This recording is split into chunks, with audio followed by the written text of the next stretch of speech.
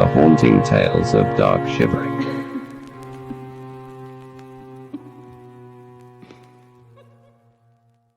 Dark Shivering is a quaint village which lies on the English and Welsh border. It is notoriously difficult to find, and with neither Wales or England staking their claim over it, it has been largely forgotten and untouched by outside hands. There are over 500 properties, including local businesses, in Dark Shivering.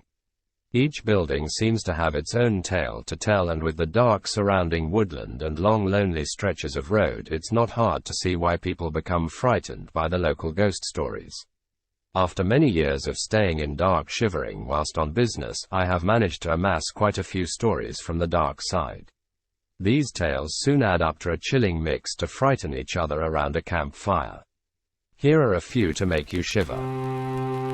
The house on Victoria Street. Number 17 Victoria Street is said to be one of the most haunted houses you could ever live in. It is a council house and was put up in the 1920s. It's built from engineering bricks which have discolored over the years, adding to its character.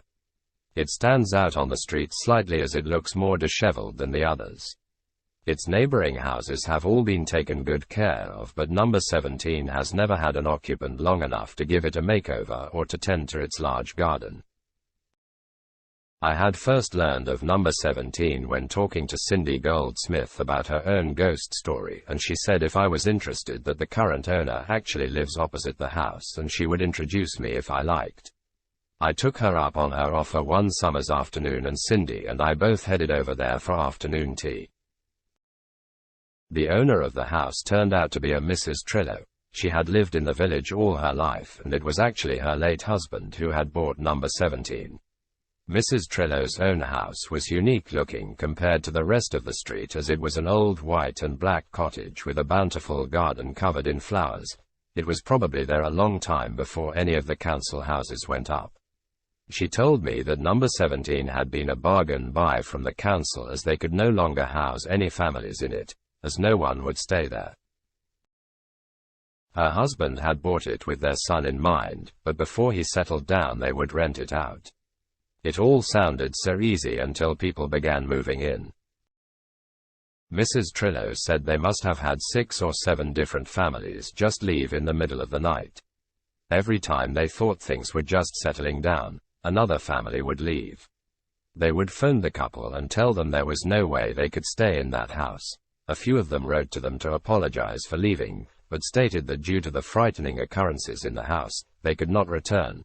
Mrs. Trillo still has the letters in a box. She didn't know what happened to the families who lived there before they bought the house, but she imagined it was similar to what happened after. She asked the tenants what was frightening them so much, and each of them told the same story. They would be in bed when the covers would be pulled off them. Things went missing only to reappear somewhere strange the following day. The families said that their children were suffering from nightmares, and everyone who lived there would hear strange mumbling noises as if someone was talking in the next room. A few people reported seeing the figure of a huge dark man stood in the hallway. This nasty presence was particularly frightening as he would not go away and was seen regularly by the residents. It seemed to know when the lady of the house would be home alone, and he chose to show himself when they were at their most vulnerable. It didn't look like the Trillos would make any money out of the house, and so it stood abandoned, waiting for their son to move in. When he did some years later, he moved in with his girlfriend at the time. Her name was Sandy. Sandy was a lovely girl, and she seemed to like to spend a lot of her time at the Trillos' house. It wasn't until later that they realized why she had been spending so much time with there. She was scared to be by herself in number 17. The dark figure in the hallway had started appearing every day, and she could not cope with the constant mumbling sound which was slowly driving her mad.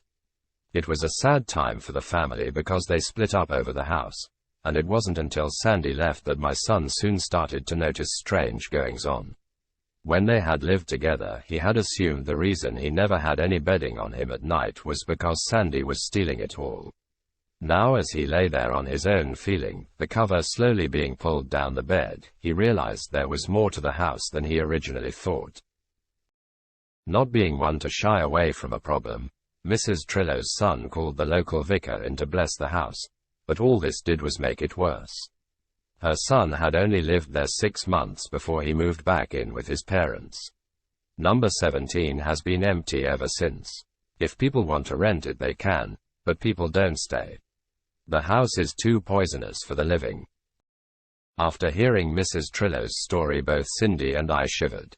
But with the cheek of the devil on my side, I decided to ask her if I could have a look around number 17. She had no problem with this, and so I dragged a none too keen Cindy over the road to have a nosy around. We walked up the path, and I must say it did feel quite scary, more probably because of the stories we had just heard, but I pushed on with a cavalier attitude. Inside, the house smelled damp and the decoration was rather dated, with an immensely patterned carpet throughout. We wandered through each room and found that the house was spacious with 3 bedrooms and that each room had a lot of personal items left behind, proving that previous occupants had just upped and left.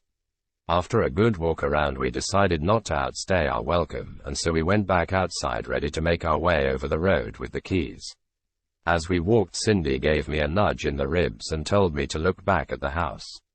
In doing so, I could see that a large black figure was watching us leave. We picked up our pace immediately and rushed so fast out onto the road we nearly got knocked down in the process. We told Mrs. Trillo about what we had just seen, and much to our surprise she laughed heartily as she said she already knew, as she'd seen him stood there when we first went in. That was enough ghost hunting for me that day.